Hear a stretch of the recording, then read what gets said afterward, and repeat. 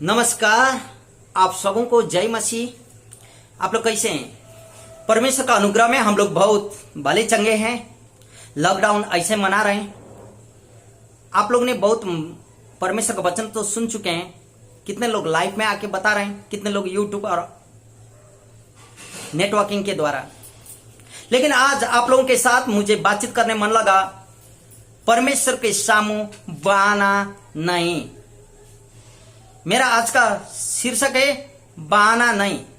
आइए हम दीदी को बोलेंगे पढ़ने के लिए निर्गमन की पुस्तक 3 अध्याय 4 से 12 तक।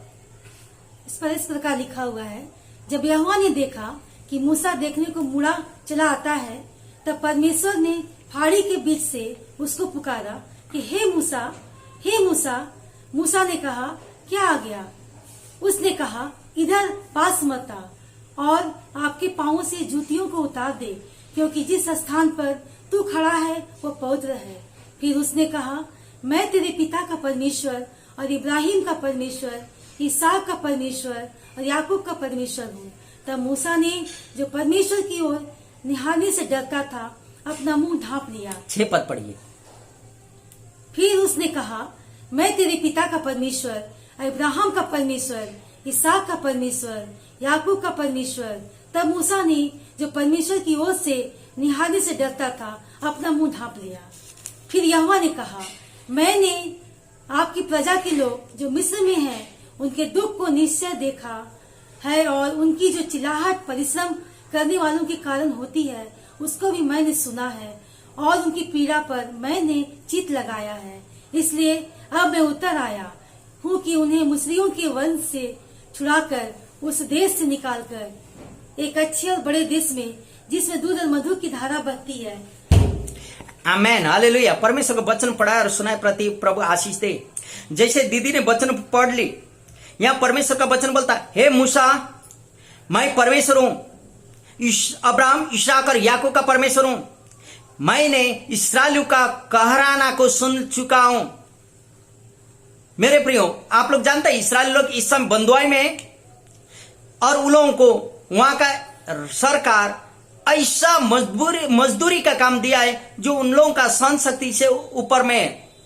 इसलिए वहां उन लोग ने अपना परमेश्वर, जो अब्राहम, इसहाक और याकूब का परमेश्वर थे, उनको उन लोग पुकारने लगे, हे प्रभु हम लोग के साथ दया कर, हम लोग के ऊपर दया कर। तब यहां परमेश्वर बोलता, मैं परमेश्वर हूं, उनका कहराना सुन चुका हूं। मेरे प्रियो, मूसा के सामू परमेश्वर एक झाड़ियों के द्वारा बातचीत करते हैं। मैंने उनको कहराना सुन चुका हूं। 7 से 10 तक फिर ऐसा बोलता, वहां बोलता, मैं उनको छुड़ाना चाहता हूं मूसा। तब मूसा यहां बोलता कि 12 पद में क्या बोलता है, सुनिए, वही 3 अध्याय का 12 पद में। उसने कहा, निश्चय मैं तेरे संग रहूंगा और इस बात का कि तेरा भेजने वाला मैं हूँ, तेरे लिए यह चिन्ह होगा कि जब तू उन लोगों को मिस्र से निकाल चुके, तब तुम इसी पहाड़ पर परमेश्वर की उपासना करोगे। हालेलुया। परमेश्वर मूसा जब बोलता, प्रभु मैं कौन, फिरौन का हाथ से उन लोगों को छुड़ा के ले आने वाले, तब प्रभु बोलता, मैं तुम्हारे साथ होऊंगा। इसका चिन्ह यही होगा कि तुम लोग जब उन लोगों को निकाल के आओगे, यही पहाड़ में तुम लोग परमेश्वर का या मेरा आराधना करोगे। मेरा प्रिय, उसी का हम लोग 4 का 1 पद में यदि पढ़ेंगे तो वहां हम लोग पाते हैं, सुनिए, निर्गमन 4 का 1 पद। तब मूसा ने उत्तर दिया कि वे मेरी प्रतीति ना करेंगे और न मेरी सुनेंगे, वरन कहेंगे कि यहोवा ने तुझको दर्शन नहीं दिया। यहाँ परमेश्वर बोल रहे हैं, मैं तेरे साथ हूँ, मैं अब्राहम, इसहाक और याकूब का परमेश्वर हूँ, मैं तेरे साथ जाऊंगा और तू जा, उन लोगों को छुड़ा के लेके आ। तब मूसा बहाना करने शुरू कर लिया। मेरे प्रियो, मूसा बोलता, मेरी वो लोग नहीं सुनेंगे, मुझे तो कहेंगे कि तुझे परमेश्वर ने दर्शन नहीं दिया, परमेश्वर तुझसे नहीं बोला। मेरे प्रियो, बहाना मूसा के साथ था। मूसा परमेश्वर के पास में वही बहाना को लगा रहे। आज मैं आपको कहूंगा, यदि 50% मंडली में यदि बहाना नहीं है ना, तब तो परमेश्वर का राज्य आ चुका होता था। आज प्रभु बोलता, अपना पड़ोसियों के बीच में एक उदाहरण का जीवन जियो, फलाना ढिसकाना के बीच में जाके गवाही बांटो। हम लोग बोलते हैं हम तो पास्टर नहीं है, हम लोग अगुआ बोलते हैं कि फलाना के घर में संगति करो। हम लोग पास्टर नहीं है, हम लोग अगुआ नहीं है, ये प्रचार करने का काम तो पास्टर का काम है, चर्च का अगुआ का काम है। मेरा प्रियो, आप और मेरे पास में कोई आके पेट दर्द बोले या माथा दर्द या समस्या बताए और बोले प्रार्थना कर दीजिए दीदी या भाई, हम लोग कहेंगे हम पास्टर नहीं है, आप जाओ पास्टर के पास, हमको तो प्रार्थना करने नहीं आता है। बहुत बार बहाना में हम लोग का अपना जीवन बिता रहे हैं। मेरे प्रियो, यदि ऐसे बहाना नहीं करता ना मंडली, आज तक परमेश्वर का आगमन हो चुका होता पृथ्वी में। इसलिए यहां बोलता प्रभु, फिर 4 का 2 पद में क्या बोलता सुनिए। यहोवा ने उससे कहा, यहोवा परमेश्वर ने मूसा से कहा, तेरे हाथ में वह क्या है? तेरे हाथ में वह क्या है? हालेलुया। प्रभु पूछ रहे तेरे हाथ में वह क्या है? मूसा नीचे बोलता लाठी है। आज मेरे प्रियो, आप और मुझे यह पहचानना होगा परमेश्वर का वरदान आप और मेरे पास क्या है। चाहे पास्टर आप और मुझे अगुवाई बोले या न बोले, चाहे पास्टर आप और मुझे अपॉइंट करे, चर्च अपॉइंट करे या न करे, लेकिन प्रभु पूछता तेरा वरदान को तू समझ ले क्या है। मेरे प्रियो, यदि आप और मेरा वरदान को हम लोग समझ लेंगे तब तो हम लोग का जीवन में कोई भी बहाना नहीं रहता है। लेकिन बहुत बार हम लोग लाइटली लेते हैं, मजा में लेते हैं। राजकीय घराना में पैदा हुए लोग आत्मिकता के रूप में राजकीय तरीका से सोचना चाहिए, लेकिन हम लोग एक छोटा सोच करके सोच लेते हैं।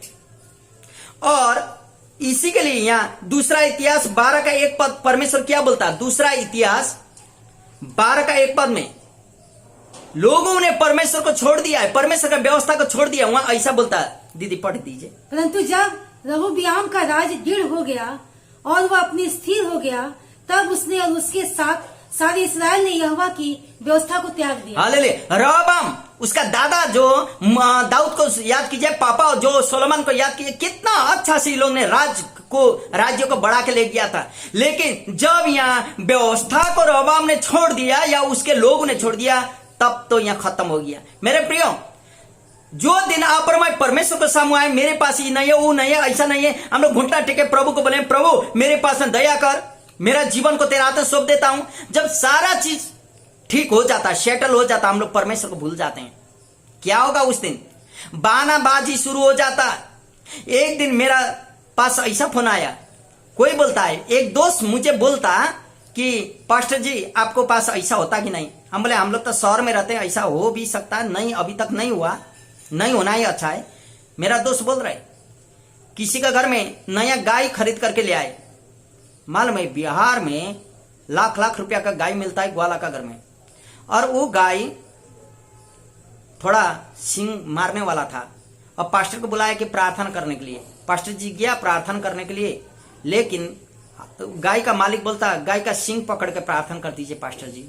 कितनी बार हम लोग नहीं समझ पाते हैं, यदि पास्टर गाय का सिंग पकड़ लेगा तो उसको नहीं मारेगा। सोचिएगा, बहाना होता है आप और मेरे पास, बहाना बहुत सारी होता है। यही बहाना का कारण परमेश्वर के कार्यों को आप और मैं देख नहीं सकते और कर नहीं सकते हैं। यदि आप और मैं परमेश्वर का संतान है तो उसका प्रतिज्ञा में परिवर्तन नहीं होता, यह विश्वास करना होगा।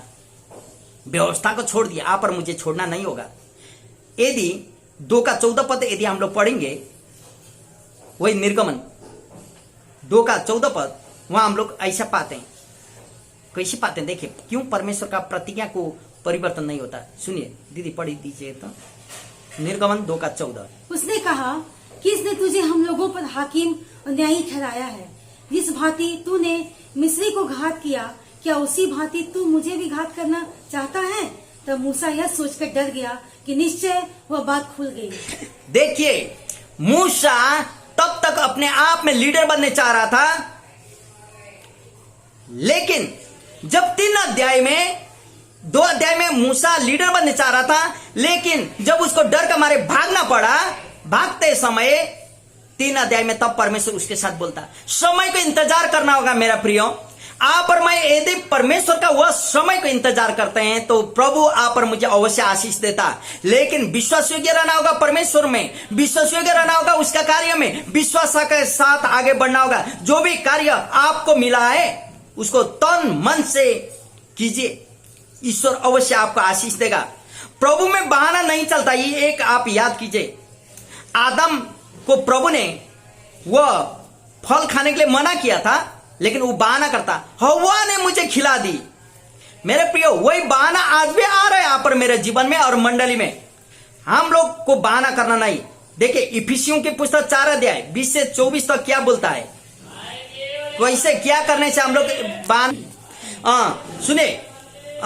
इफिसियों की पुस्तक 4 अध्याय 20 से 24 तक।